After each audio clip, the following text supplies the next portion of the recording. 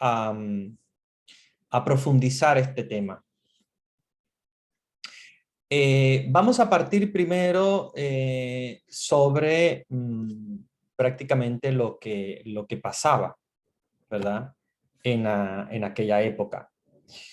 En torno al año 1000, como ya les decía, en el 1054, perdón, 1054 es que sucede el cisma, pero en torno a todo el año 1000, Constantinopla era la ciudad más próspera y más poderosa. Incluso más poderosa que Roma, que ya había caído. Entonces, Constantinopla estaba situada en una posición sumamente importante. Era una ruta comercial, era también, había un poder absoluto del emperador bizantino, que es el emperador, como les decía, del Imperio Romano de Oriente. Tenía un ejército también muy poderoso y se había prácticamente creado lo que era el Imperio Bizantino, el Imperio de Bizancio, ¿verdad? Como se llamaba Constantinopla en aquel momento. Era una nación que no tenía ninguna comparación en ese momento, en todo el orbe conocido. O sea, tenía un poderío sumamente grande.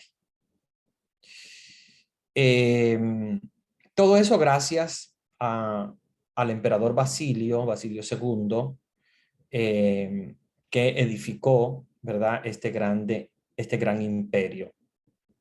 Sin embargo, Basilio muere y los monarcas menos competentes ocuparon el trono bizantino, al tiempo que ya en el horizonte surgía una nueva amenaza proveniente de Asia Central, que eran los turcos. Ustedes conocen muy bien, seguramente han escuchado hablar de los turcos, que eran tribus nómadas.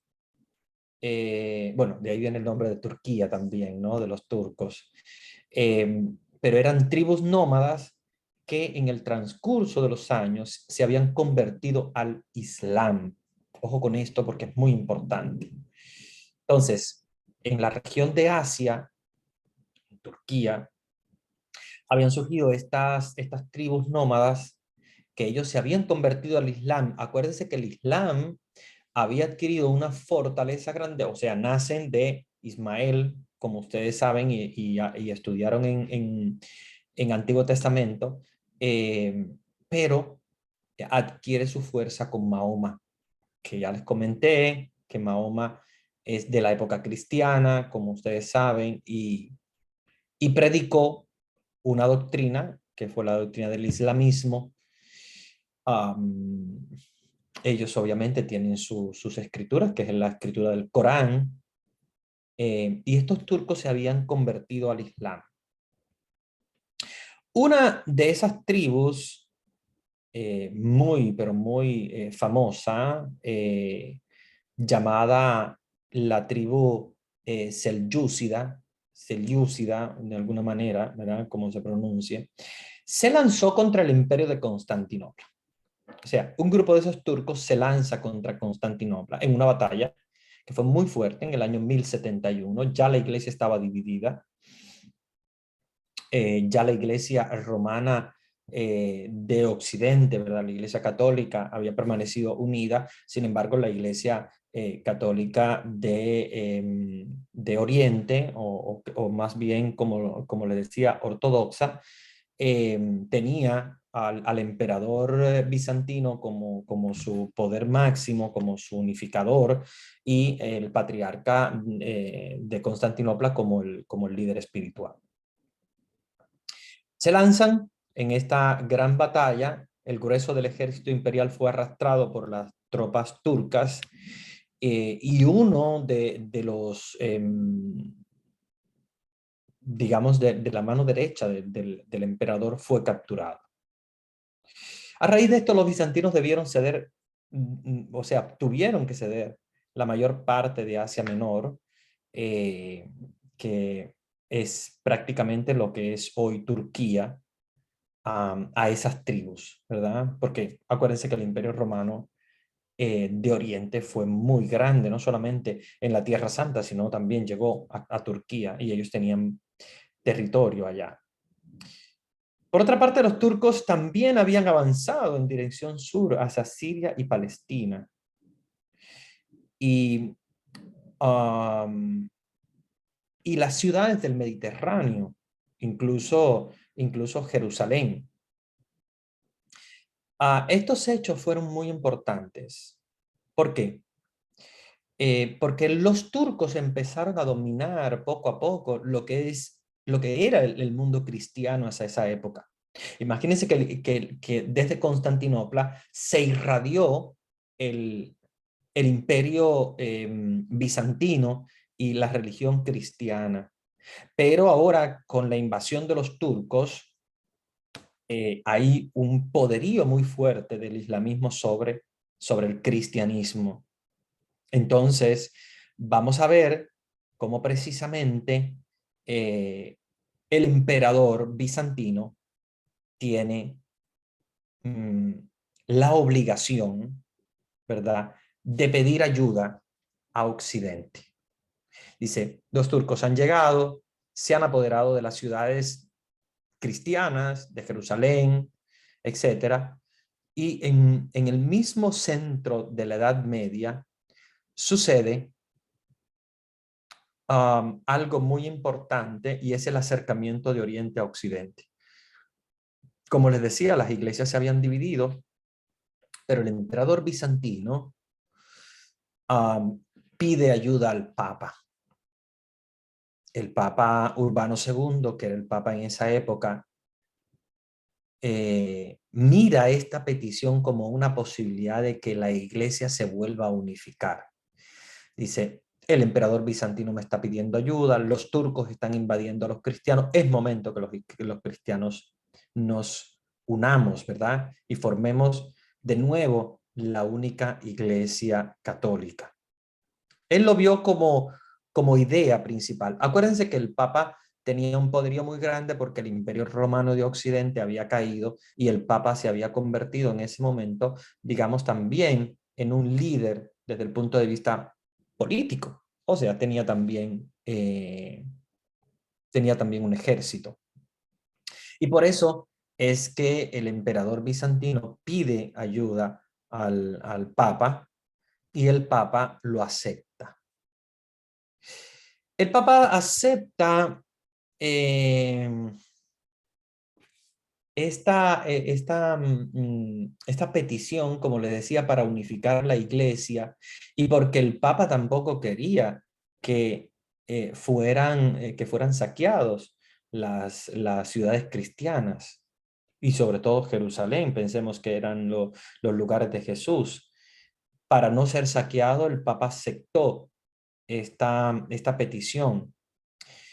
Y surge entonces un batallón de la Iglesia católica en plena Edad Media, una campaña militar, digamos, de alguna manera, para rescatar la Tierra Santa del dominio del Islam y unificar a cristianos ortodoxos griegos, ortodoxos rusos y católicos romanos en una misma fuerza. Y de allí se crea entonces lo que se llamaron las cruzadas. Las cruzadas, que fueron llevadas a cabo especialmente por señores feudales, que eran dueños de tierras, eran dueños de un gran poderío, al cual el Papa les pide ayuda, porque obviamente necesita. Sea en Francia, por ejemplo, de los capetos son señores feudales muy poderosos en Francia, como también en Inglaterra, en Sicilia, en el Sacro Imperio Romano, que así se llamaba en esa época, y se unifican con el Imperio Romano Oriental o Bizantino en esa lucha que se llamaron las Cruzadas. ¿Qué objetivo tenían las cruzadas? Bueno, Las cruzadas tenían el objetivo de liberar sus lugares santos, las regiones donde vivió Jesús, porque estaban siendo dominadas por los musulmanes, por el islamismo. Entonces, en torno al año 1095, cuando el emperador bizantino Alejo I solicitó protección para los cristianos de Oriente, que solicita, como les decía, al Papa Urbano II, eh,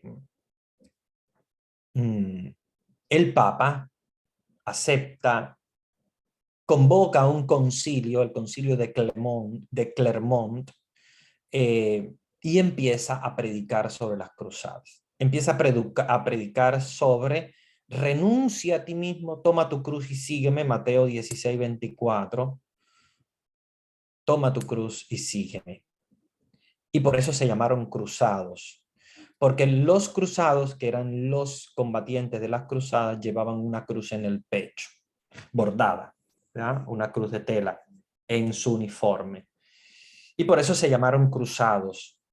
Y también porque el Papa había dicho, si Jesús dijo, renuncia a ti mismo, toma tu cruz y sígueme, este es el momento de tomar la cruz. Tomaron la cruz y le siguieron. La multitud de gente estaba muy entusiasmada, imagínense, es como cuando llegas a la iglesia y dicen, nuestras iglesias están siendo quemadas, nuestros lugares están siendo arrebatados, vamos a ir por ellos, Dios lo está pidiendo. Y de hecho, una de las frases que se pronunciaron es Deus lo vult. Deus lo vult quiere decir Dios lo quiere en latín. Acuérdense que era la lengua que se hablaba en ese momento. Posiblemente las motivaciones fueran diversas, pero esta fue la motivación principal. Era una motivación más que nada religiosa. Habían también otras motivaciones. Ustedes me preguntan, ¿qué otras motivaciones podría haber tenido las personas que fueron? Bueno, los señores feudales querían extender su poderío feudal para el comercio con Asia y necesitaban de Jerusalén, necesitaban de Asia Menor. Entonces, también había un objetivo desde el punto de vista tal vez económico, tal vez de poderío, claro que sí, puede que haya pasado. Y la idea era precisamente conquistar, más que nada, pues Jerusalén. Otro objetivo desde el punto de vista religioso que tenían ellos eran las indulgencias. ¿A qué nos referimos con las indulgencias? Las indulgencias, ustedes saben que es el perdón de los pecados por hacer algo, ¿verdad? Ahora, en la actualidad podemos obtener indulgencias, pero de modo diferente. Por ejemplo, confesándonos y comulgando cada primer viernes de mes, podemos obtener indulgencias del Sagrado Corazón de Jesús. Pero en esa época, el tipo de indulgencia se adquiría porque el Papa quiere que vayamos a pelear. Y si vamos a pelear, vamos a obtener indulgencias plenarias. Las indulgencias plenarias, a ellos obviamente les llamaba mucho la atención porque les perdonaba de sus pecados. Y muchos de ellos, al tener muchos pecados, pues necesitaban limpiarse, limpiar sus almas. Y muchos de ellos, que eran ya señores feudales, que habían explotado, etcétera, dijeron, bueno, esta es la manera nuestra de poder adquirir las indulgencias que el Papa nos está ofreciendo. Entonces, adquieren este mandato de parte del Papa, visten las ropas cruzadas, como les decía, y se lanzan a esta guerra. Esta guerra que como nosotros sabemos, mantuvo a todo el imperio cristiano desde el siglo XI, o sea, prácticamente del año 1000 hacia el siglo XIII, el año 1200. Bueno, ¿qué consecuencias prácticamente tuvieron las cruzadas? Tuvieron consecuencias religiosas porque fue una prueba de poder de la iglesia de la Iglesia Latina, o sea, de la Iglesia Católica Occidental, porque permitió también tomar contacto con las comunidades cristianas de Oriente, aunque no se logró la unidad de la Iglesia, sí tomaron contacto con la Iglesia cristiana de Oriente, a pesar de que muchas veces esta situación agravó el conflicto con la Iglesia ortodoxa, que se veía también desplazada por parte de la Iglesia católica. La conquista latina de Constantinopla también provocó un resentimiento en los ortodoxos, porque resulta que en la Cuarta Cruzada, que fue una de las cruzadas que se llamó la Cruzada Torcida, que tenían que haber ido a Egipto a luchar contra el sultán, que era el que mantenía el poder sobre Jerusalén, el poder musulmán, ellos se desviaron y en lugar de ir a Egipto, se fueron a Constantinopla a conquistar el imperio bizantino, Constantinopla. Y eso provocó un resentimiento de parte de los ortodoxos, hasta el punto que 2 siglos y medio más tarde, ante el sitio turco de la ciudad, pudieran decir, es preferible el turbante sultán antes que la tiara del papa. Fíjense lo que decían los ortodoxos. Preferimos el turbante del sultán, y el sultán era el como les decía, el líder de los musulmanes, dice, preferiblemente el turbante del sultán antes que la tiara del papa. Acuérdense de la tiara, que era la corona que el papa tenía en la cabeza. Ya, gracias a Dios, no lo usa. El papa ahora usa solamente la mitra, que es de tela, pero se usaba la tiara, que era completamente dorada, en oro. Era como la corona de un rey. Y ellos lo decían porque el modo en el cual los cruzados habían llegado a Constantinopla fue horrible, fue horrible, fue horrible, fue prácticamente, desde el punto de vista religioso, fue un desprestigio. O sea, tenemos que decir que dentro de la historia de la iglesia hay momentos de oscuridad y este es uno de los momentos de oscuridad. Claro, Dios no deja sola a la iglesia y pues vamos a ver por qué. Y Dios siempre hace que en cada momento de oscuridad siempre surja una luz dentro de la iglesia. Pero fue un momento de oscuridad. Fue un momento de oscuridad porque fue una guerra religiosa a la cual la iglesia no debió haber participado, a pesar de que las intenciones originales fueron buenas porque era de rescatar Jerusalén y los lugares de Jesús que estaban en manos de los musulmanes. Sin embargo, tuvo una consecuencia religiosa muy fuerte, un desprestigio para la iglesia, una ruptura entre la iglesia mucho más grande, entre la iglesia de Oriente y la iglesia de Occidente, o entre los cristianos católicos ortodoxos y la iglesia católica romana. Y aquí surgen también unas consecuencias desde el punto de vista social. ¿Por qué? Porque los señores feudales que habían ido con la intención de extender el poderío, de adquirir nuevas tierras, de adquirir incluso, como les decía, el perdón de los pecados, muchos de ellos perdieron la vida. Otros se empobrecieron porque tuvieron que vender sus tierras para poder pagar la guerra. Y el hecho de prolongar, porque se prolongó por más de 200 años esta guerra, impidió que al regreso pudieran reclamar sus poderíos, porque muchos de ellos habían salido con la intención de volver más ricos y regresaron más pobres en realidad, estos señores feudales. Entonces los reyes muchas veces incautaron lo que los señores feudales habían dejado, los privilegios. Los siervos y los vasallos también alcanzaron libertad a cambio de las riquezas. Y las ciudades y la burguesía al final resultaron ser beneficiadas con la ganancia que proporcionaban del transporte de los ejércitos, el incremento del tráfico en Oriente. O sea que en este caso la mayoría en realidad perdió. Se produjo también unas consecuencias desde el punto de vista económico, para qué decirles, ¿no? Obviamente el comercio disminuyó, porque cuando hay guerra, obviamente el comercio disminuye. y obviamente hay un golpe. Am, las cruzadas fueron 9 cruzadas. La primera cruzada comienza en el año 1096 y termina en el año 1099. La segunda cruzada comienza en el 1144 y termina en el 1148.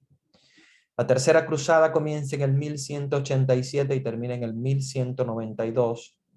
La cuarta comienza en el 1198 y termina en el 1204. La quinta cruzada comienza en el 1217 y culmina en el 1222. La sexta en el 1228 al 1229 y fue cortita. La séptima cruzada en 1248 al 1254. La octava en 1270 a 1270, solo un año. Y la última y novena cruzada comienza en el 1271 y culmina en el 1272. O sea que alrededor de 200 años de cruzadas. La primera cruzada, como ustedes saben, comienza con, o sea, quien la pone en práctica fue prácticamente Urbano II, que en una sesión extraordinaria fuera de la catedral se dirige a la multitud de las personas, de los religiosos, los católicos que estaban congregados, y les dio una noticia. De hecho, él era un gran orador, un hombre muy, digamos que tenía muchas cualidades, muchas habilidades. Y ahí es donde entonces llama a las cruzadas, diciendo a la multitud, Deus lo vult, o sea, Dios lo quiere, Dios quiere esto. Y un número muy grande de personas se arrodillaron ante el Papa solicitando la bendición para unirse a esa primera cruzada. Pasaron por el reino de Hungría y de hecho fue una cruzada bastante grande. Pasan por el reino de Hungría, pasan por principados, por ejemplo, el Principado de Antioquía. Fue una cruzada muy fuerte, llamada incluso la Cruzada Veneciana. Y porque pasan precisamente por la República de Venecia, en aquella época era una república independiente. Recuerden que Venecia ahora pertenece a Italia, era una república independiente. Y fue una cruzada bastante sangrienta, bastante fuerte, pero llegaron finalmente a las costas de Palestina en mayo del año 1123. La segunda cruzada también, aunque la expedición de la segunda cruzada fue más bien una especie de fracaso, ya que tras solo una semana de asedio infructuoso, los ejércitos cruzados se tuvieron que retirar y volver a sus países. Se lanza también la tercera cruzada, donde ya el califato de Egipto estaba decadente y no hizo mucha falta, ¿verdad?, para que el Saladino se convirtiera en amo de Egipto y por lo tanto proclamarse sultán de Egipto. Saladino era un musulmán devoto y decidió expulsar a los cruzados de la Tierra Santa. De hecho, un hombre sanguinario. Pero se vio obligado al final, por estar rodeado, de firmar una tregua, retrasando ese final. Declarada la guerra, el grueso del ejército cruzado, junto a otros dos grandes grupos, que fueron el grupo de los templarios y el grupo de los hospitalarios, se enfrentó a las tropas de Saladino en el año 1187. Y los ejércitos cristianos fueron derrotados, dejando al reino indefenso y perdiendo fragmentos incluso eh, de la cruz, de la Santa Cruz. Para que nosotros sepamos quiénes son los templarios, que siempre se ha hablado mucho de ellos, era una orden que se llamaba la Orden de los Pobres Caballeros de Cristo del Templo de Salomón. Por eso se llamó los templarios, por la orden del templo de Salomón. Los miembros de esta orden se les llamó los Caballeros Templarios. Y fue una orden monástica, pero una orden monástica, o sea, de monjes, pero militares católicas de la Edad Media. Recuérdense que en esa época no podemos hablar de monjes tranquilos, devotos, que rezan, sino también monjes que luchan, ¿no? En esa época, recordemos que estamos en plena Edad Media. Fue aprobada oficialmente por la Iglesia Católica y los caballeros templarios adquirieron una fortaleza muy grande y militar sobre todo, y se unieron a participar en las cruzadas, ¿verdad? Eh, vamos a ver más adelante, porque quiero también ir avanzando, porque si no nos vamos a detener mucho en, en las diferentes cruzadas, pero quiero más o menos darles una idea. Las cruzadas más grandes fueron hasta la cuarta, luego hubo las otras cruzadas hasta la novena, la quinta, la sexta, la séptima, la octava y la novena. Fueron cruzadas menores, como se les llamó, porque eran cruzadas un poco más específicas y mucho más pequeñas.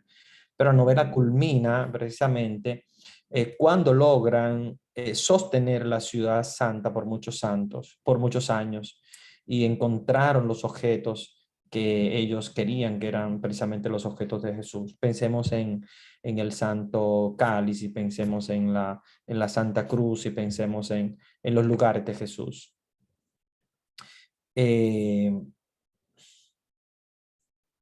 Las cruzadas nos dejan una enseñanza muy grande, que la Iglesia Católica no está llamada a la guerra, obviamente, a pesar de que haya querido hacer la guerra con un motivo determinado. Sin embargo, la Iglesia Católica no está llamada a la guerra. Y esto es algo que todavía la Iglesia Católica no va a aprender, porque vamos a seguir viendo ejemplos de guerra, incluso de guerra llamada santa. Por suerte, la Iglesia después reconoce el error, pide perdón, recordemos, ¿verdad? Los papas de la época moderna y contemporánea. Pero lamentablemente la Edad Media fue una edad un poco oscura. Y yo digo siempre un poco oscura porque no es del todo oscura. Hay signos muy interesantes de luz en la Edad Media. Y lo vamos a ver sobre todo con los grandes santos medievales. Pero claro, obviamente tenemos que hablar de todo. Tenemos que hablar de las luces y de las sombras. No podemos hablar solamente de las luces. Tenemos que hablar de las sombras y entender el por qué surgen las luces en medio de la sombra. Cuando uno conoce la sombra, entonces se da cuenta del por qué esa luz brilla en medio de la sombra. Voy a, voy a responder algunas preguntas que ustedes han colocado en el chat. Y antes de continuar con el tema que sigue, que está muy relacionado con lo de las cruzadas, pero no quiero desviarme, entonces quiero primero responder a sus preguntas. Bueno, la primera pregunta es, padre, ¿qué es un cisma? Un cisma es una división, un cisma es una ruptura. Cuando hablamos de cisma, hablamos de ruptura, de división. Cuando yo les hablaba del cisma de Oriente, es porque la iglesia tuvo una ruptura. Un cisma quiere decir que la iglesia se dividió en dos. Por una parte quedó la iglesia católica ortodoxa, y por otra parte quedó la iglesia católica romana, a la cual pertenecemos nosotros. Ahora, un dato muy importante que les voy a dar es que a ese se le llamó cisma porque fue la iglesia que se despedazó, se fracturó en dos pedazos. Sin embargo, Lo que sucedió con Lutero no se llama cisma, porque la iglesia no se dividió, ¿ok? Lutero sale de la iglesia católica como monje agustino que era y funda él una iglesia a su manera. No hay una división, aquí sí hay una división en el cisma de Oriente. O sea, son dos cosas diferentes para que ustedes entiendan. En el cisma de Oriente, le llamamos cisma porque fue una fractura. Es como cuando tú agarras el pan y lo partes a la mitad. Por una parte queda una mitad, que es la iglesia católica occidental, a la cual pertenecemos nosotros, o romana, como le llaman ellos, y por otra parte tenemos la iglesia ortodoxa o católica ortodoxa, porque era la misma iglesia católica. Entonces se dividió como el pan, cuando tú partes el pan a la mitad, que de una parte y otra parte de la otra, entonces son dos partes que se dividen. Por eso se llama cisma. Ahora bien, a lo que pasó con Lutero no se le llama cisma porque no fue una división. Si hubiese sido una división, por ejemplo, si Lutero hubiese tenido, por ejemplo, de parte suya, una parte grande de la Iglesia Católica, digamos un país o un continente o algo, y se hayan dividido, entonces sí le podemos llamar cisma.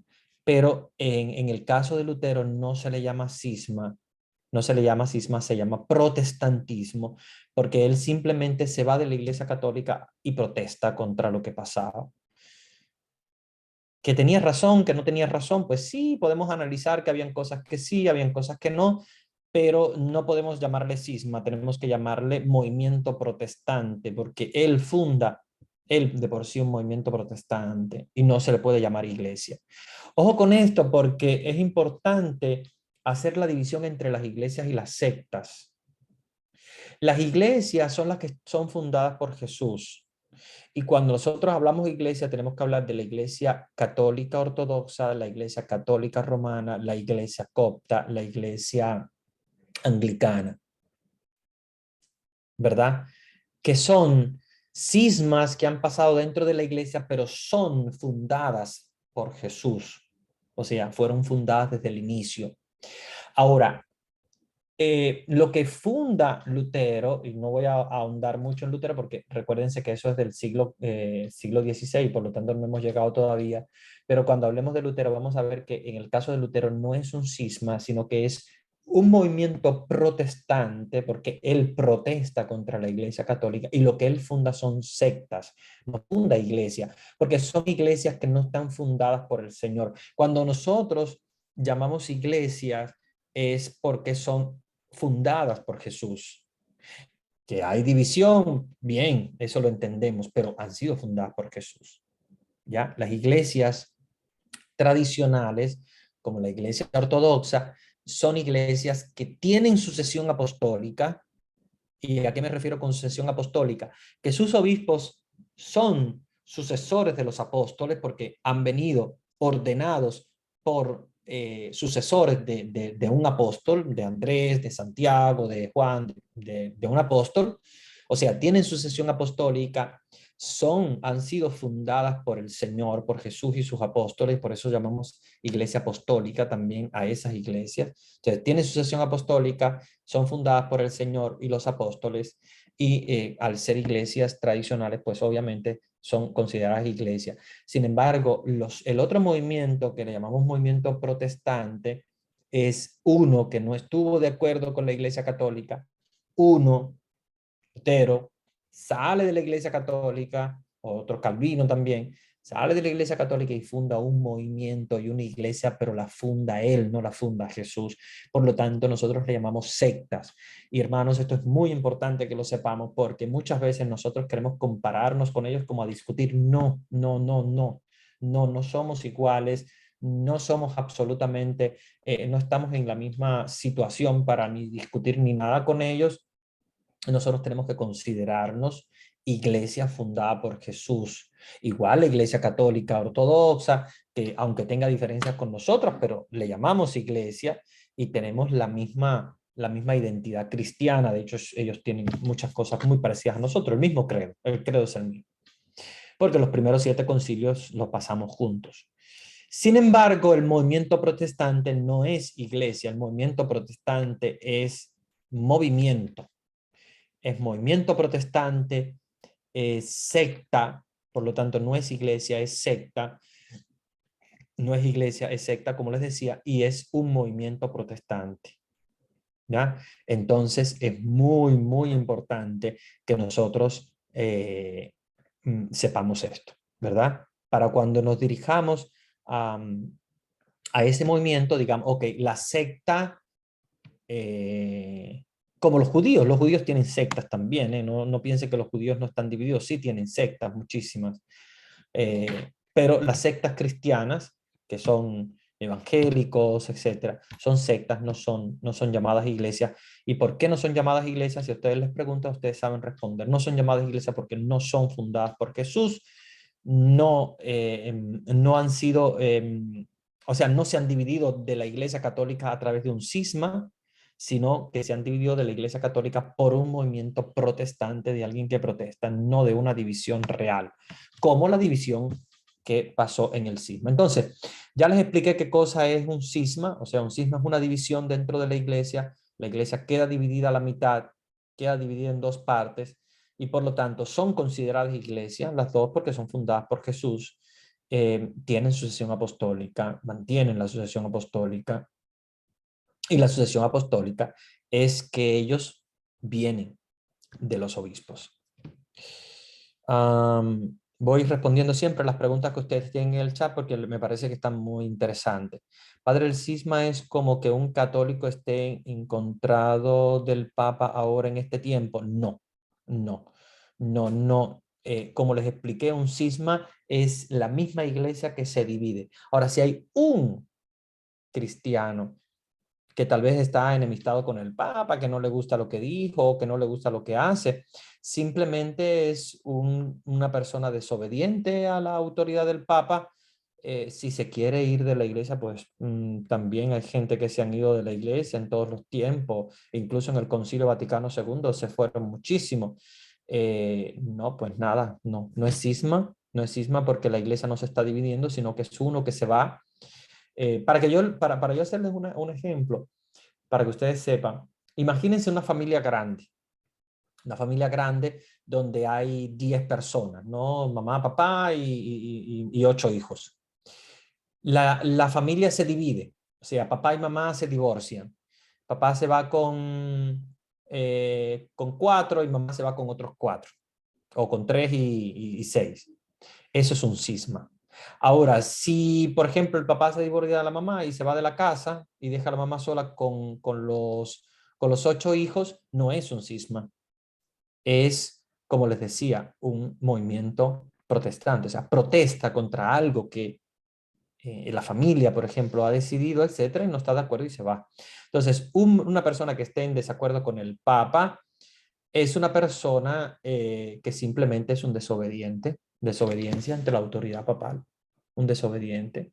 Lo mismo que ha pasado, por ejemplo, con Monseñor Lefebvre, que desobedeció, no a este papa, a todos los papas que han pasado después de Juan XXIII, y Monseñor Lefebvre fundó el movimiento de los lefebrianos, que tiene su sede en Francia, movimientos ultraconservador en contra del Papa, pero no es un cisma de la Iglesia, es un protestante, es otro protestante más. Entonces, cada persona que por alguna cuestión no está de acuerdo con la Iglesia y funda él mismo otra, lo que hace es fundar una secta, un movimiento protestante, no es un cisma y no es iglesia tampoco, no podemos llamarles iglesia. Padre, en este tiempo fue que se vendían las indulgencias. Una pregunta muy buena, muy buena. No es exactamente ahora. Nosotros vamos a hablar de la venta de las indulgencias, eh, porque precisamente es de la época medieval, pero no es exactamente en el tiempo de las cruzadas, un poquito más posterior.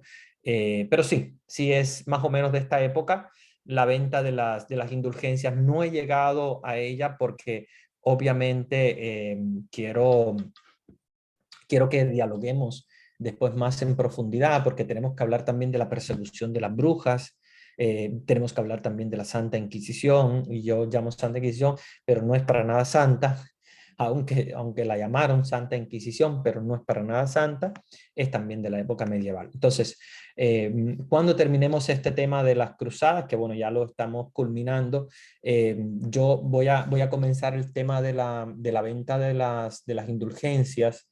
Vamos a hablar también de la Inquisición, vamos a hablar de la persecución de las brujas, eh, ¿verdad? Vamos a hablar de estos temas que son un poquito complicados, ¿verdad? De hablar, pero son temas que hay que hablar porque son muy importantes. Pero bueno, esto de la venta de las indulgencias lo voy a hablar más adelante. Aunque de todos modos la venta de las indulgencias es algo que es un eje transversal en la Iglesia Católica. Se ha usado mucho, obviamente. Y esto ha producido también eh, un, una especie de mancha, digamos, negra un poco algunas autoridades de la iglesia. Recuérdense que no todo el mundo lo hizo, ni todo el mundo está implicado en esto. Tampoco podemos decir que es una mancha a toda la iglesia. Recuérdense que muchas de estas situaciones las pasaron grupos de personas, no toda la iglesia. Según mucha gente, la iglesia fomentó las cruzadas para adquirir más poder económico, porque en Roma era la que regía el poder económico, político y religioso. Sí, como les hablé, tenía un primer, digamos, un primer objetivo que era recuperar, o sea, o religioso, recuperar los lugares de Jesús. Pero había, obviamente, una intención económica, había también una intención política, que era de expansión. Y recuérdense que quienes lo hacían eran los señores feudales, que incluso mandaban a sus hijos. Y aquí tenemos el ejemplo de San Francisco de Asís, que es el tema que quiero darles después de este. San Francisco de Asís, como nosotros sabemos, fue a las cruzadas de un padre rico. Obviamente el padre tenía la posibilidad de mandar a su hijo a las cruzadas. Lo mandó a las cruzadas. Pero, gracias a Dios, aquí tenemos la luz en medio de la oscuridad. Dios elige a Francisco de Asís para hacer una luz en medio de este movimiento cruzado sumamente, digamos, negro, oscuro. Buenas noches, padre. ¿Qué fueron las consecuencias que tuvo la iglesia después de las cruzadas? Bueno, en realidad para la iglesia católica, la consecuencia primera fue el hecho de recuperar de nuevo Jerusalén. O sea, recuperar de nuevo Jerusalén para el imperio bizantino, recuperar de nuevo los lugares de Jesús, pero tuvo una consecuencia moral también sumamente grande, porque es una mancha a todo lo que hizo. Porque acuérdense que esto fue una guerra, esto no fue un diálogo, esto fue una guerra verdadera, sangrienta, bastante sangrienta. Entonces, si tuvo consecuencias positivas, bueno, fue prácticamente la de recuperar los objetos y los lugares de Jesús, pero por otra parte, también tuvo unas consecuencias negativas en cuanto a una mancha en la historia de la Iglesia Católica. Hay una pregunta sobre Lutero, la voy a responder muy rápido porque no quiero desviarme del tema, ¿verdad? De las cruzadas, y Lutero, como les decía, es del siglo XVI y no hemos llegado todavía ya. Pero bueno, la voy a responder un poquito rápido para que no se me quede como una duda allí. Es verdad que Lutero se rebeló porque vio tanta corrupción en la cúpula de la iglesia de Toma, y aquí surge el protestantismo. De Roma, de la iglesia de Roma, sí. Claro que Lutero denuncia precisamente la compra de las indulgencias. Es una de las cosas que denuncia Lutero, porque la congregación a la que pertenecía Lutero no fue elegida para las indulgencias. Entonces Lutero se rebela. Recuérdense que en las indulgencias se obtenía mucho dinero. O sea que hay también, en Lutero, hay una una especie también de rebelión del por qué su congregación no se eligió para, para hacer las indulgencias. O sea que de alguna manera estaba buscando dinero. Y fíjense que es lo mismo que pasa con las iglesias protestantes o las sectas protestantes en la actualidad. Fíjense que prácticamente es lo mismo que hizo Lutero. Lutero se rebela contra el Papa porque el Papa había elegido a los franciscanos y no había elegido a su congregación. Entonces, él se rebela contra la autoridad de la iglesia, pero porque no se le había dado la autoridad de la recogida del dinero, ¿verdad? Por las indulgencias. Entonces también hay, digamos, hasta cierto punto una intención escondida, ¿verdad? De adquisición de riqueza. Eh, Aunque obviamente sí denunció eso, lo denunció, pero lo denunció porque a él no le tocó hacerlo. Porque si lo hubiese tocado, otra cosa tal vez hubiese pasado, ¿no? Entonces, sí, hay una denuncia de parte de Lutero, sobre todo la rebelión de Lutero más fuerte fue precisamente contra las indulgencias. Claro, obviamente después también se revela contra el sacerdocio y por eso es que ellos no tienen sacerdocio.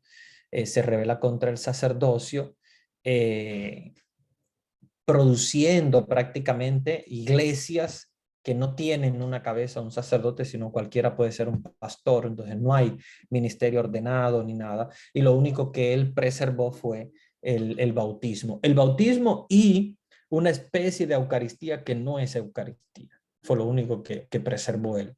Y bueno, obviamente preserva la Biblia porque obviamente no puede inventarse él una Biblia diferente, toma la misma Biblia que tenía, solamente que hizo una traducción que no existía hacia esa época, una traducción al alemán.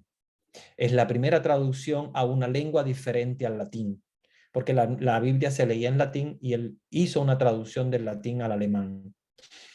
Y claro, obviamente en esa traducción omite los libros deuterocanónicos y hace una traducción para su iglesia. Y de allí, obviamente, las iglesias suyas, no solo las luteranas, sino las que van a surgir después del movimiento luterano, van a utilizar las Biblias en lengua, se llama lengua vernácula, que quiere decir la lengua que uno habla. Y de allí que la iglesia en el Concilio de Trento, me estoy adelantando mucho, pero bueno, no quería dejar esta duda, y de ahí que la iglesia en el Concilio de Trento decide, y esto sí es una cosa, digamos, positiva de Lutero, decide la Iglesia Católica también hacer traducción de la Biblia a las diferentes lenguas. Entonces, digamos que es un impulso que de alguna manera hizo Lutero que fue positivo para la Iglesia Católica porque la Iglesia Católica hasta ese momento no había hecho traducción de la Biblia, hace una traducción, o sea, hace el movimiento de traducir la Biblia a diferentes idiomas y poder tenerla también cada uno de nosotros en su propio idioma. ¿Okay? Pero bueno, no les voy a hablar del Concilio de Trento y de Lutero porque eso es ya forma parte del movimiento protestante que voy a hablarles cuando toquemos el siglo XVI. Padre, disculpe, la iglesia protestante entonces no es fundada por Dios, no es de Dios.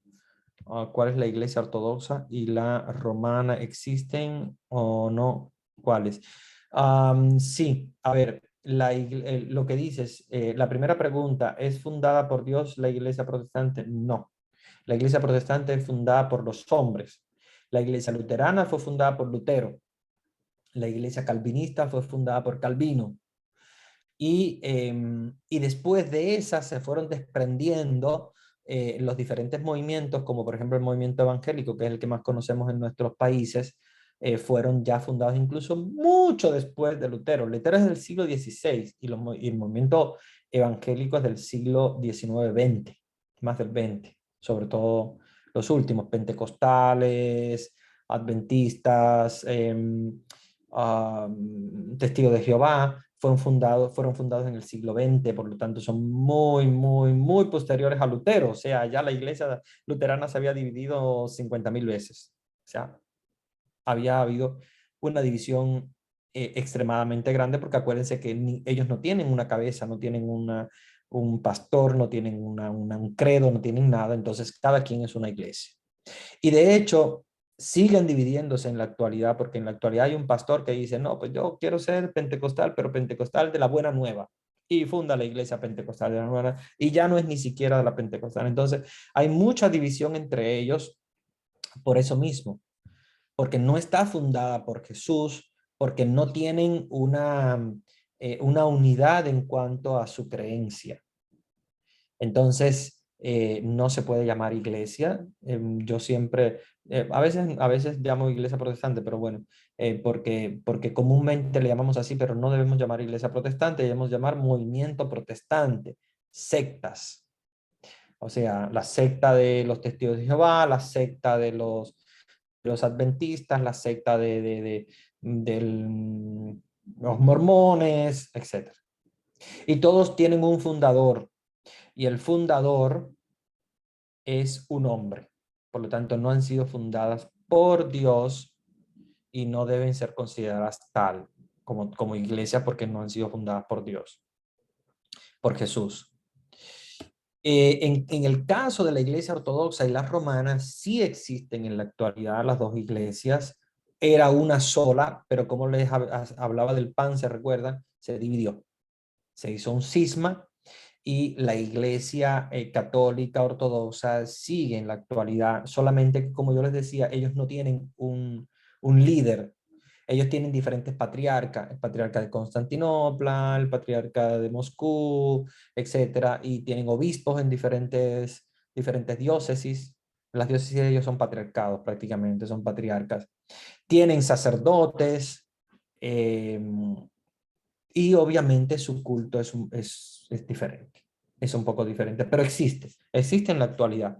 Si ustedes van a una iglesia ortodoxa, pues van a ver que se parece mucho a la iglesia nuestra, solo que ellos tienen muchas más imágenes, tienen muchos candelabros, muchas velas, muchos inciensos, o sea, es un poquito más sobrecargada que la nuestra, pero igual, tienen las imágenes, tiene el credo, el altar, etcétera. Las iglesias ortodoxas son muy parecidas a la iglesia, a la iglesia nuestra, a la iglesia católica. Um, yo no sé si, sí, me gustaría que, no sé si esta, a ver si podemos de alguna manera, um,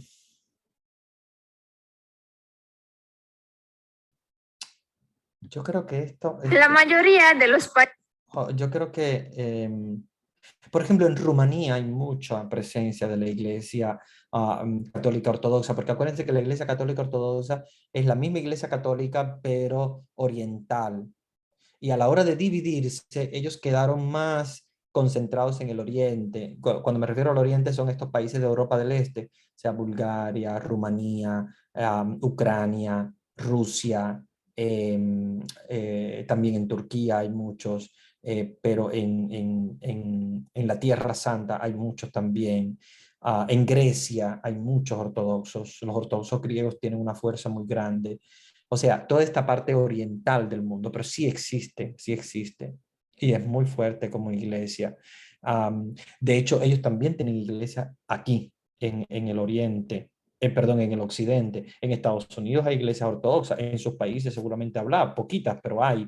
Igual también que hay iglesias católicas en el oriente. Hay iglesias católicas en Rumanía, en Bulgaria, en Ucrania, hay iglesias católicas católicas romanas, ¿verdad? Que es nuestra iglesia, pero es menor la presencia, porque son más eh, ellos. Y obviamente, si ustedes van a ver prácticamente el culto y muchas cosas se parece, es muy parecida a la iglesia católica. Eh, si ustedes me lo permiten, 20, 30, yo les voy a poner este pequeño video que nos va a ayudar mucho a ver las diferencias. pero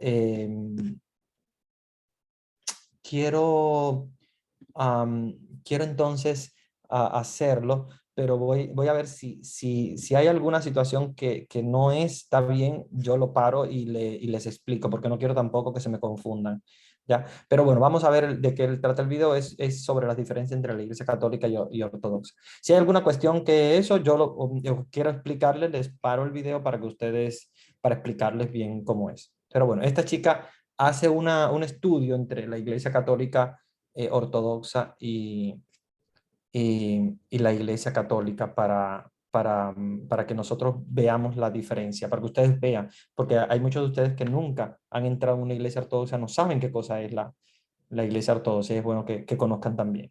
Países latinoamericanos en su mayoría son católicos y como mi país, Rumanía, en su mayoría es un país ortodoxo, decidí hacer un video sobre las diferencias entre estas dos religiones que hace casi 1000 años eran una sola.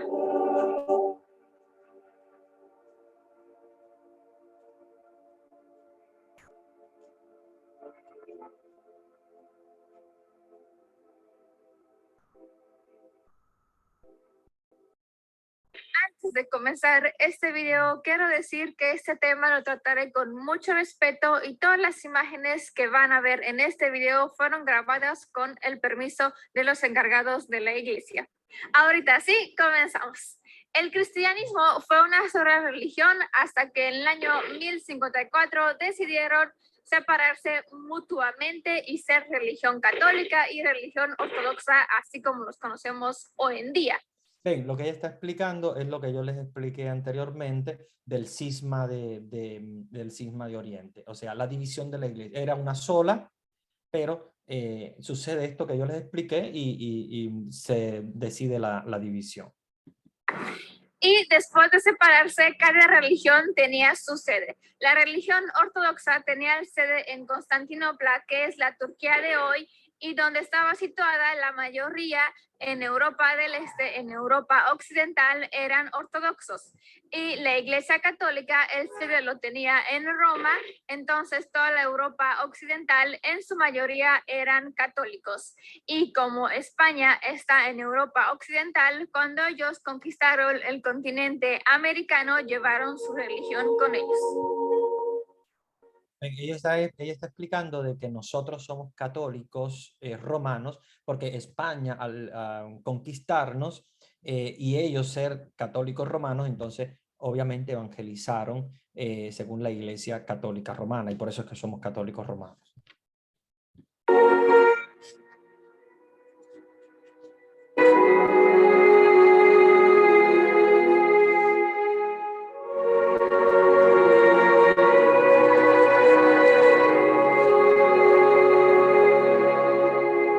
Y ya que he entrado en varias iglesias católicas y varias iglesias ortodoxas, aquí va mi opinión personal de lo que me parece diferente y que me llamó la atención de la primera.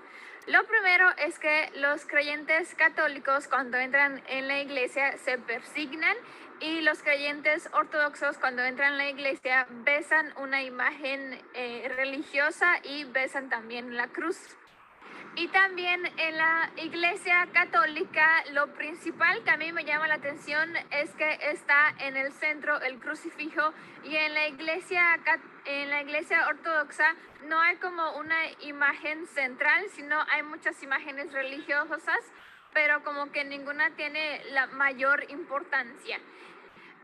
¿Ven lo que está diciendo ella? Cuando entramos a la iglesia, los católicos, nosotros, ¿verdad? Nos persignamos. De hecho, ellos lo hacen diferente. Ellos lo hacen en el nombre del Padre en la frente, en nombre del Hijo, como nosotros, pero en lugar de ir primero a la izquierda y después a la derecha, ellos lo hacen al revés. O sea, los ortodoxos hacen en nombre del Padre, del Hijo, van a su lado derecho y después al izquierdo. Y lo hacen 3 veces. Besan una cruz, besan una imagen, y lo que ella estaba diciendo, en la iglesia católica, el crucifijo está en el centro, en la iglesia ortodoxa hay muchas imágenes. ¿ya? Hay imágenes de santo, imágenes de la Virgen, no hay un crucifijo central ni hay ninguna imagen central. Y viendo por fuera las iglesias ortodoxa y la católica, la verdad no sabría diferenciar cuál es cuál. Bueno, ahorita que ya sé que esa es ortodoxa y esta es católica, pero si no sabría cuál es cuál, no sabría decir que, oh sí, esta es ortodoxa porque tiene diferente esto y esta es católica porque tiene diferente esto. De mi punto de vista, no le veo ninguna diferencia.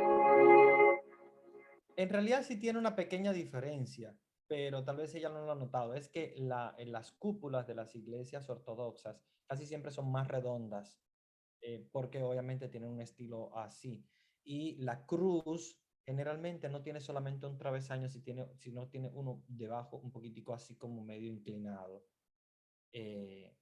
En la mayoría de ellas, no todas, pero obviamente es algo que depende del sitio donde esté. Si vamos allá a Oriente más específicamente, lo vamos a ver mucho mejor. Y vamos a ver estas cúpulas arriba, redondas, en lugar de como la Iglesia Católica es un poquito más puntiaguda hacia arriba. Pero son estilos más que nada, ¿eh?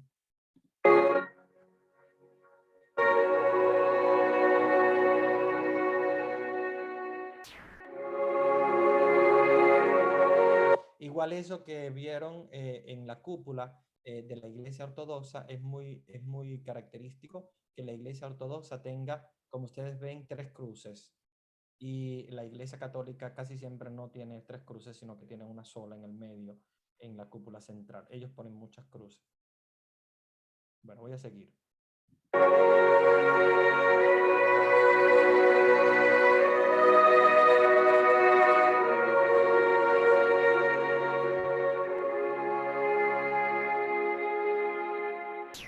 Y ahorita vamos con las principales diferencias, y digo principales porque hay muchas diferencias. De hecho, ahorita que he visitado iglesias, pude hablar con algunos sacerdotes y hablé sobre las diferencias que hay, y también investigando decidí traer los principales 7 diferencias. Y comenzamos con la primera, que es en la iglesia católica, cuando se bautizan, nada más mojan la cabeza del bebé, y en la iglesia ortodoxa sumergen al bebé en el agua.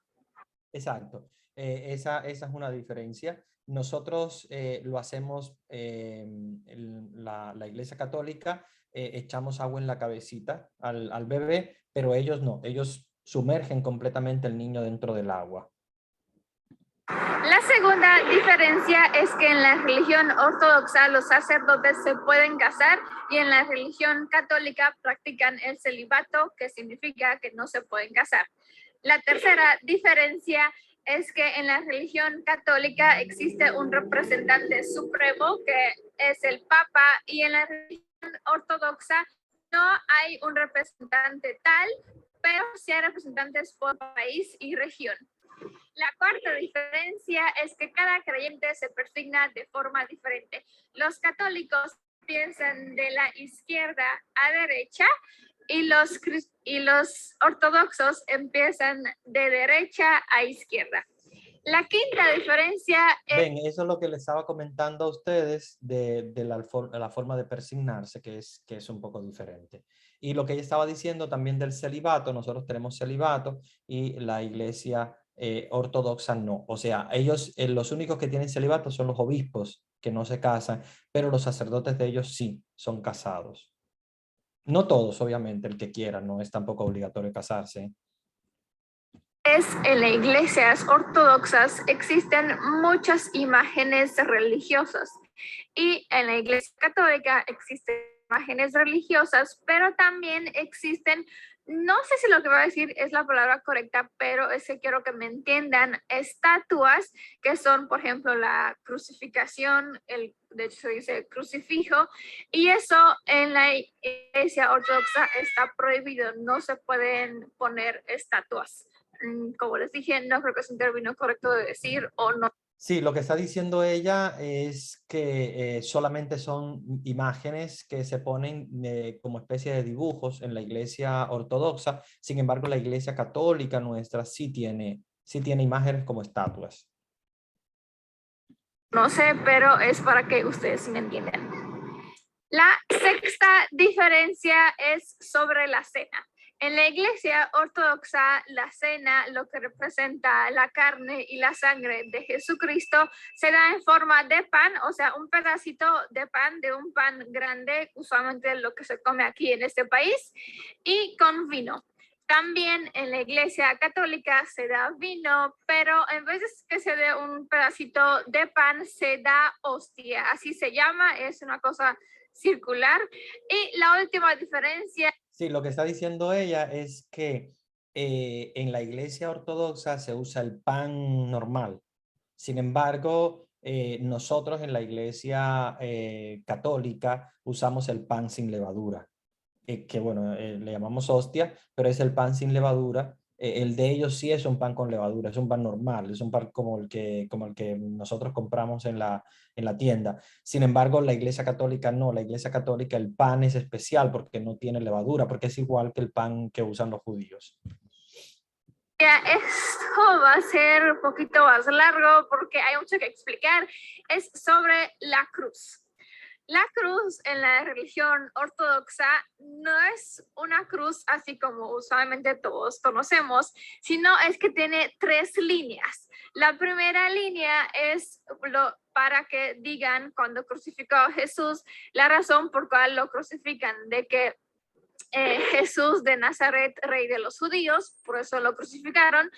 Y la segunda línea es para las manos de Jesús. Y la tercera línea, que realmente ya no es como una línea porque está poquito inclinada para arriba, lo que significa es la interpretación según la religión ortodoxa, es que cuando crucificaron a Jesús, había 2 ladrones también crucificados de cada lado de Jesús, y en el lado en cual está poquito más arriba es el ladrón que se arrepintió de sus pecados y que significa que se fue al paraíso, y del otro lado que está más abajito es porque el otro ladrón no se arrepintió de sus pecados y se fue al infierno. Ese es el significado de la cruz ortodoxa. Y también en la religión ortodoxa, en los pies de Jesús había 2 clavos, o sea, un clavo por cada pie. Y en la religión católica nada más había un clavo para los 2 pies. Y la cruz católica tiene la cruz que creo que todos conocemos. La línea vertical significa la divinidad de Jesús y la horizontal significa la humanidad de Jesús.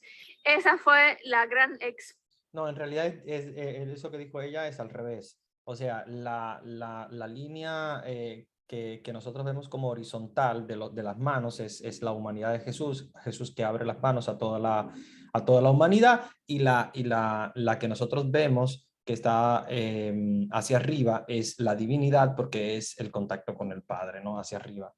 Y lo que ella decía del inclinado y de los 2 clavos, sí, ellos colocan siempre 2 clavos, uno en cada pie, y esa línea inclinada de abajo, pues representa lo que ella decía, los ladrones, pero también hay una interpretación que ellos dan muy interesante, que es que los pies de Jesús, uno estaba un poquito más abajo que el otro también. Es otra de las interpretaciones que dan. explicación. De hecho, yo no sabía, por ejemplo, de la cruz ortodoxa hasta que ahorita que he investigado sobre esto.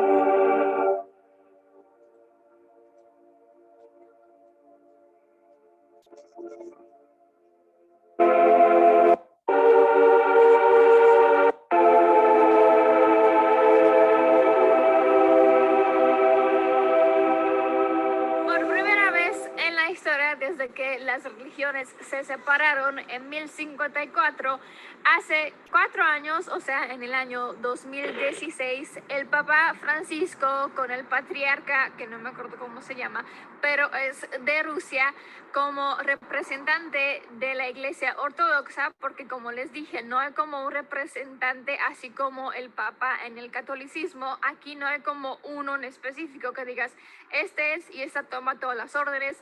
No es así. Entonces fue él, porque allí hay la mayoría de los creyentes ortodoxos, fue él el nombre de representante de la religión ortodoxa.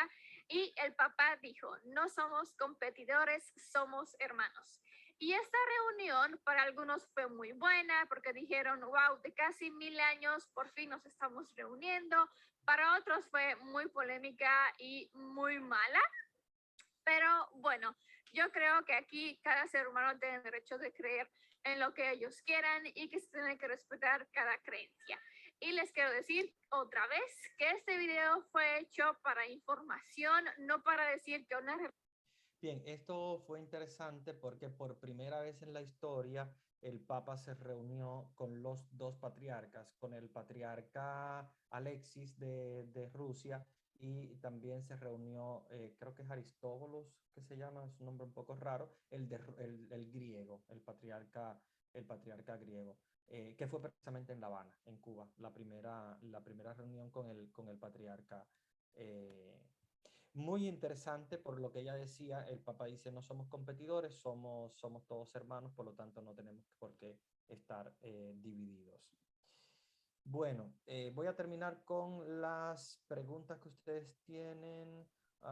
Padrecito, su micrófono se escucha muy bajo. No sé qué pasó después de que apagó el video. Se escucha muy bajito. Oh, entonces, ¿cómo le hacemos? Porque no... Ahí está. Perfecto. Ahora mejor. Ahora sí. Ok, perfecto. Entonces, voy a terminar con las preguntas. Tengo que mirar dónde me quedé para continuar y termino con las preguntas que hay porque ya el tiempo se nos va agotando. Ah, ¿y las romanas existen? Sí, esa fue la última que les di. En las cruzadas que existieron en esa guerra murieron muchos cristianos. ¿Y contra quién luchaban ellos? Sí, murieron muchos cristianos y la lucha era contra los musulmanes, porque los musulmanes, que eran los turcos que yo les comentaba, ellos se apoderaron de los lugares de Jesús. Entonces, los cristianos sí murieron muchísimo, también musulmanes murieron muchísimo, pero luchaban ellos, los cristianos contra los musulmanes y los musulmanes contra los cristianos.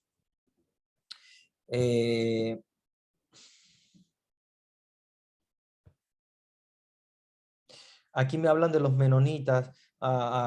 Es verdad que aquí vinieron los menonitas y uno de ellos se separó y fundó otra menonita, pero con otras costumbres. Entonces, solo aquí existen dos.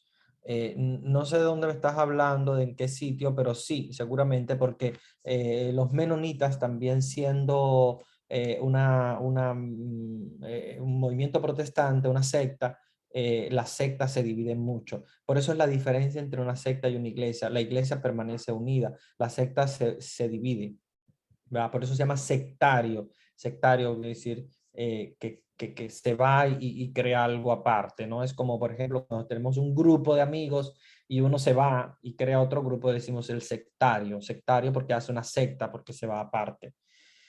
Padre, ¿cuál es la iglesia que tiene mujeres que son sacerdotes? Esa es la iglesia anglicana, los anglicanos, pero ya del movimiento anglicano les voy a hablar más adelante porque ahí sí requiere un poquito más de tiempo, porque es la iglesia de Inglaterra, que ahí tiene, como ustedes saben, una historia muy diferente. El rey de Inglaterra es generalmente el líder de la iglesia anglicana, aunque obviamente el patriarca o el obispo de Canterbury es el líder oficial, pero ahí también están un poquito divididos. De hecho, la iglesia anglicana han salido diferentes iglesias, como por ejemplo tenemos los episcopales, los episcopalianos.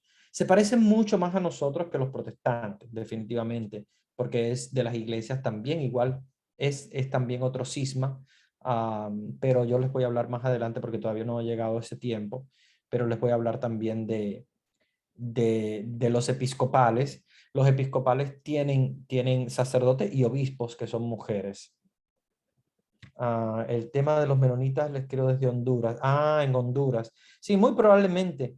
De hecho, los menonitas tienen una fuerza muy grande en Estados Unidos, especialmente en Pensilvania. Hay muchos. Y Y claro, sí, en nuestros países pues han llegado y se han dividido también, porque hay muchas luchas de poderes. Si detrás de esas sectas hay mucho oscurantismo, porque hay mucha lucha de poderes entre ellos, y por lo tanto es muy fácil eh, que se caigan en divisiones. Bueno, nos ha quedado un tema muy, muy importante, que es el tema de San Francisco de Asís. Por lo tanto, yo no quisiera que lo perdamos de vista, porque San Francisco de Asís, él es el primero que se rehúsa, después de venir, porque él va a las cruzadas, pero cuando viene de las cruzadas, tiene un choque muy fuerte, un impacto muy fuerte en su conversión, por eso es que él hace una conversión en la vida y se encuentra con Jesús al punto de despojarse completamente de todo lo que pertenecía a su padre, al papá de Francisco, porque el papá es un hombre rico, comerciante de telas, y él se desnuda completamente en el parque de Asís, de su pueblo. Se desnuda y le dice, yo no quiero nada, no quiero nada tuyo, no quiero nada de este mundo. Entonces ahí él se coloca un hábito, que es el hábito franciscano, como ustedes saben, muy pobre, y se va fuera de su casa a vivir a una iglesia abandonada, que es la iglesia de San Damián. Y el crucifijo de San Damián le habla a Francisco y le dice, repara mi iglesia, Francisco, repara mi iglesia. Y él, pensando que el crucifijo de San Damián, o el Cristo de San Damián, de la iglesia de San Damián, le está diciendo que repare físicamente la iglesia, él se pone con sus seguidores, porque tiene unos frailes que lo siguen, los primeros seguidores franciscanos, y se pone a reparar físicamente la iglesia. Pero después se entiende que él está mandado a reparar la iglesia como institución, la iglesia católica. Cuando el Cristo de San Damián le dice, Francisco, repara mi iglesia, repara desde el punto de vista religioso, porque la iglesia tiene que repararse, tiene que arreglarse de alguna manera, ¿no? Y entonces él va a Roma. Asís de Roma no es muy lejos. De hecho, si ustedes van, pueden ir en tren, es hermoso, hermoso. Asís es precioso, está en Umbria. Roma no es lejos. Hace su viaje a Roma con los frailes y predica al Papa. El Papa es Inocencio III y el Papa tiene una actitud muy hermosa. Cuando escucha a San Francisco, baja de su trono y le besa los pies. Siendo un hombre sumamente, porque es uno de los papas, Inocencio III, uno de los papas más, como diríamos, más soberbio y lleno de riquezas. Escucha la predicación de San Francisco, se baja y reconoce a San Francisco. De hecho, aprueba las reglas de la congregación. Y la congregación franciscana y después la fundación dominica también, porque son las dos órdenes que se llaman las órdenes mendicantes. Las órdenes mendicantes ayudan precisamente a reparar la iglesia. Bueno, quiero dejarles, porque no quiero dejarles sin tarea hoy, porque hoy yo creo que sí merecemos una tareita. Mm, Ojalá pudieran ver toda la película de San Francisco. Ojalá, ojalá. Yo sé que algunos de ustedes ya la han visto, pero me gustaría que la vieran. La vida de San Francisco de Asís. Nosotros en YouTube tenemos una, no es la que más me gusta, a mí la que más me gusta es la Hermano Sol, Hermana Luna, que es hermosa, pero yo no creo que la tengamos en YouTube. Hermano Sol, Hermana Luna, que seguramente ustedes la han visto en película. No, Hermano Sol, Hermana Luna no me aparece como película en YouTube para poder ver, porque es una película que hay que comprar, obviamente. Entonces, No creo que se pueda. Hay diferentes películas de, de San Francisco. Aunque sí, hay una list play aquí, pero yo no sé si pudiéramos, si se puede ver completa, Hermano Sol, Hermana Luna. Déjame ver, parte 14. Tiene 14 partes. Puede que sí, pero yo no sé si está completa y no quisiera tampoco darles algo que no estuviera completo, pero voy a, voy a compartirles el link. Si no está completa, bueno, al menos ven una parte, que es lo que más me interesa. Pero ojalá estuviera completa. Me da la impresión de que es una película muy larga y entonces estos son pedazos de a 2 minutos, 9 minutos, 8 minutos, 7 minutos. No creo que esté completa, Hermano Sol, Hermana Luna. Bueno, yo les voy a dar el link, se los voy a pasar se los voy a pasar por el chat, ahí Vanesita también se los va a colocar en, en WhatsApp para que tengan.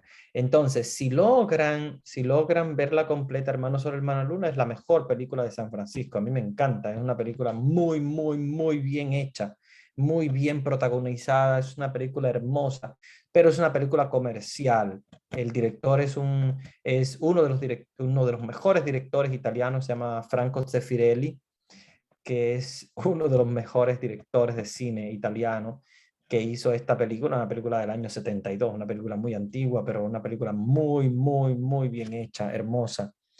Si logran verla, está por pedazos, está que parte 1, que parte 2, tiene como 14 partes, ojalá esté completa, a mí, yo lo dudo mucho porque está de a pedacitos, de a muchos pedacitos, pero... Pero bien, si no la logran ver completa, al menos ven un pedazo. Y si no, aquí sí yo tengo un link. Aquí tengo el link de una película, esta sí está completa de San Francisco, pero no me gusta mucho. No es tan buena como la de Zeffirelli, pero si no pueden ver a aquella, pueden ver esta. Entonces, perdonen porque estoy mandando mensaje a una sola persona. Tengo que mandar a todos. Bueno, miren, esta primera que les envié es la que les digo que está completa, pero no me gusta mucho, porque no está tan como la de Hermano Sol, Hermana Luna, esa que les envié. Y consiguió la la cesión de de- Jerusalén, Belén. Un momentito, porque buscando la playlist de Hermanos por Hermana Luna, ok, buscando la playlist de Hermanos por Hermana Luna, si logran ver, que es la que les voy a poner ahora, si logran verla completa, pues genial. Entonces, yo sé que muchos de ustedes la han visto, muchos de ustedes seguramente la, la habrán visto en película, no en YouTube, sino en película. A ver, ahí les va. Y esa es la que yo les recomiendo. Esa segunda que les puse es la que yo les recomiendo, que se llama Hermano Sol, Hermana Luna. Si no logran verla completa, bueno, pues lo que pueden ver, los pedacitos ahí que se puedan ver. Y si no, la primera que les envié sí está completa. Esa está completa, solo que no tiene la calidad de Hermano Sol, Hermana Luna, porque Hermanos Hermanos, que es una película muy bien hecha. Bueno, ya el tiempo se agota, tengo que darles la bendición, ya les dejé la tarea, vamos a hablar de San Francisco la próxima clase. Y nada, pues vamos a irnos hoy con bastante conocimiento, ya bastante aprendido, y bueno, que Dios me les acompañe siempre. Voy a darles la bendición. El Señor esté con ustedes. Y con tu espíritu. Y la bendición de Dios Todopoderoso, Padre, Hijo y Espíritu Santo, descienda sobre ustedes y permanezca para siempre. Amén.